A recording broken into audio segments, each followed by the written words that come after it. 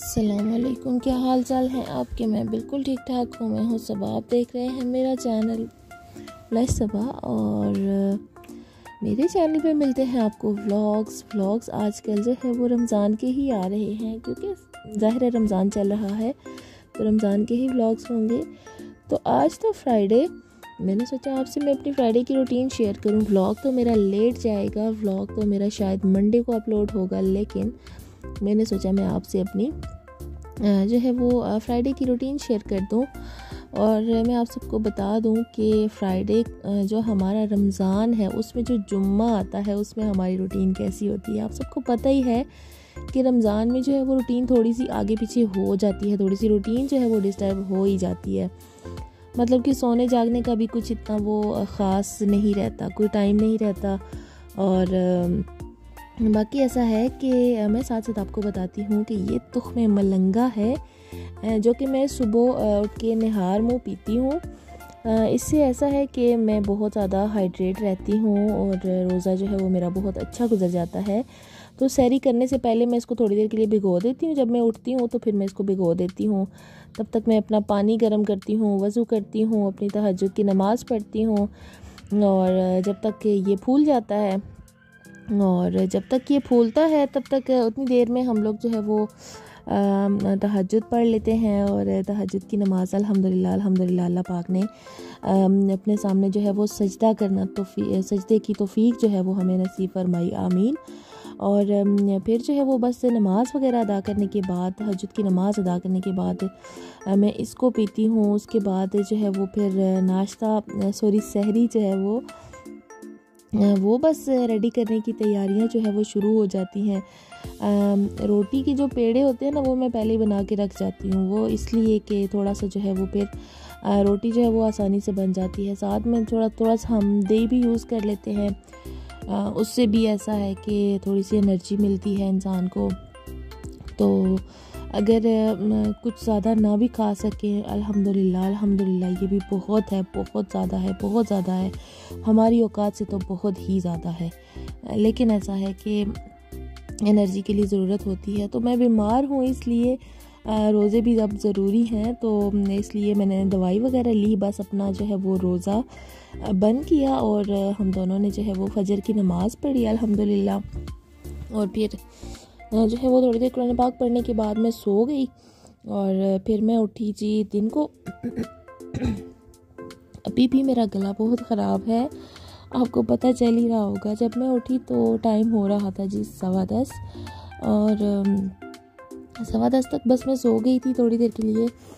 और क्योंकि रात सारी जो है वो खांसी होती है, पता नहीं क्यों खांसी को बेड से क्या ही ज़िद है, तो पेट जो है वो रात सारी खांसी होती है तो सुबह फिर मुझे नींद आती है। और वैसे भी कोई इतना ख़ास काम नहीं होता तो फिर मैं जो है वो सो जाती हूँ रमज़ान में। तो अच्छा, यहाँ पे जो है वो 11:30 हो गए थे, 11:30 बजे जो है वो, अभी जुम्मे का भी टाइम था तो मैंने सोचा कि अभी जो है वो बच्चे आ जाएंगे। बच्चे क्या कि मेरी जो बेटी है वो तो घर पे ही है, उसके तो पेपर्स हो रहे हैं, वो तो स्कूल जाती है, तो उसके लिए जो है वो फिर स्पेशली ज़ाहिर खाना वाना बनाना ही पड़ता है। और बेटे के पेपर्स हो गए हैं, उसके पेपर जो है वो कंप्लीट हो गए हैं, तो वो चला गया है अपनी नानों के घर, अपनी नानों के साथ जो है वो रोज़े गुजार रहा है, रमज़ान गुजार रहा है।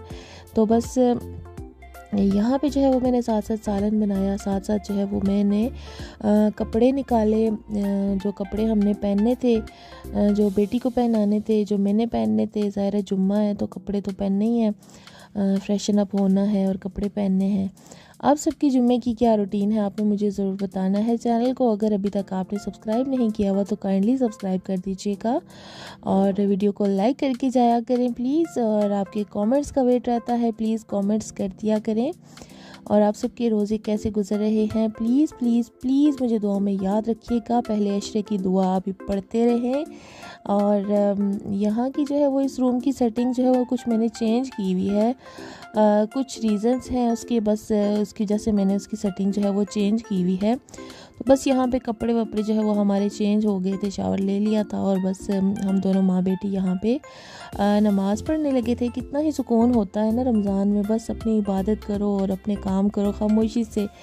सब जो है वो अपना अपना लगे होते हैं, तो कितना एक मतलब कि सुकून की फ़िज़ा होती है ना, तो बस अपने अपने काश कि ऐसा ही रहे, सारा साल जो है वो ऐसा ही रहे इंसान।